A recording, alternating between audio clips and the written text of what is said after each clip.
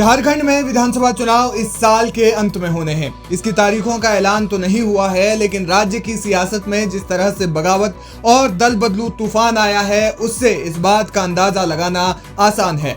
झारखंड मुक्ति मोर्चा के कद्दावर नेता रहे पूर्व मुख्यमंत्री चंपाई सोरेन ने पार्टी को खुद से अलग कर लिया है।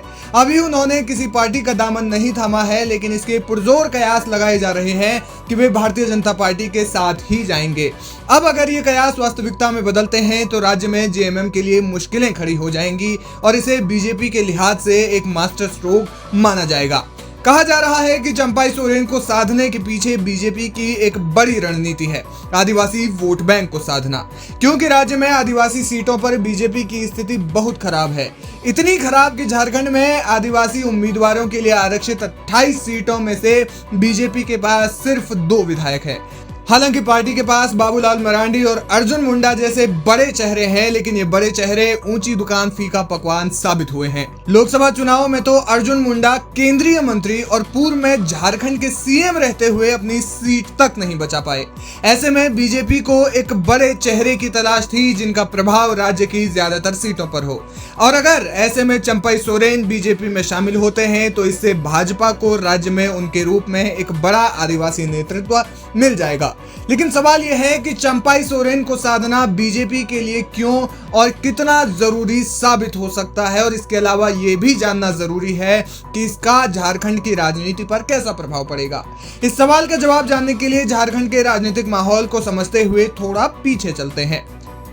झारखंड में एक बड़ी आबादी आदिवासी समुदाय की है, जिनकी संख्या करीब 26% बताई जाती है और इनका प्रभाव लगभग 28 से ज्यादा सीटों पर है। अब जैसा कि राज्य की 81 में से 28 सीटें आदिवासी समुदाय के लिए आरक्षित हैं, जाहिर है कि ये सीटें हार जीत का अंतर तय करने में एक महत्वपूर्ण भूमिका निभाती हैं। साल 2019 के विधानसभा चुनाव में बीजेपी को इन 28 सीटों में से महज 2 सीटों पर जीत मिल सकी। इनमें से 19 जेएमएम ने और 6 कांग्रेस ने जीती थी। वहीं 24 के लोकसभा चुनाव में आदिवासियों के लिए आरक्षित 5 सीटों पर बीजेपी का सुपड़ा साफ हो गया। यानी स्थिति बेहद साफ है, जो बीजेपी का राज्य समेत केंद्रीय नेतृत्व भी जानता है। इस परिस्थिति में अगर चंपाई सोरेन बीजेपी में शामिल होते हैं तो इससे कुछ बड़े परिवर्तन होने की संभावना है। चंपाई सोरेन झारखंड के कोल्हान इलाके से आते हैं। इस क्षेत्र में विधानसभा की 14 और लोकसभा की 2 सीटें आती हैं। चंपाई सोरेन का पूरे कोल्हान इलाके में खासा प्रभाव माना जाता है, इसलिए कई लोग उन्हें कोल्हान टाइगर की संज्ञा भी देते हैं। अब उनके बीजेपी में शामिल होने से कोल्हान की ज्यादातर सीटें जीतने की उम्मीद बढ़ जाएगी और विपक्ष में बैठी भाजपा को राज्य की कमान अपने हाथों में लेने का ख्वाब मजबूत हो जाएगा। चंपाई सोरेन फिलहाल अपने सहयोगी विधायकों के साथ दिल्ली में डेरा डाले हुए हैं। उन्होंने जेएमएम का साथ छोड़ते हुए एक भावुक पोस्ट भी लिखा था।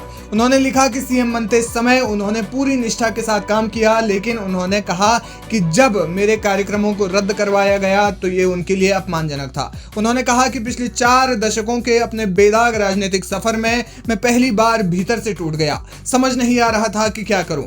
2 दिन तक चुपचाप बैठकर आत्म मंथन करता रहा। पूरे घटनाक्रम में अपनी गलती तलाशता रहा।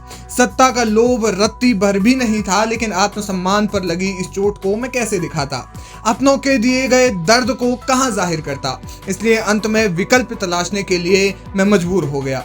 अब अगर चंपाई सोरेन बीजेपी में शामिल होते हैं तो इसका झारखंड विधानसभा चुनाव पर कैसा प्रभाव पड़ेगा, ये देखना दिलचस्प होगा।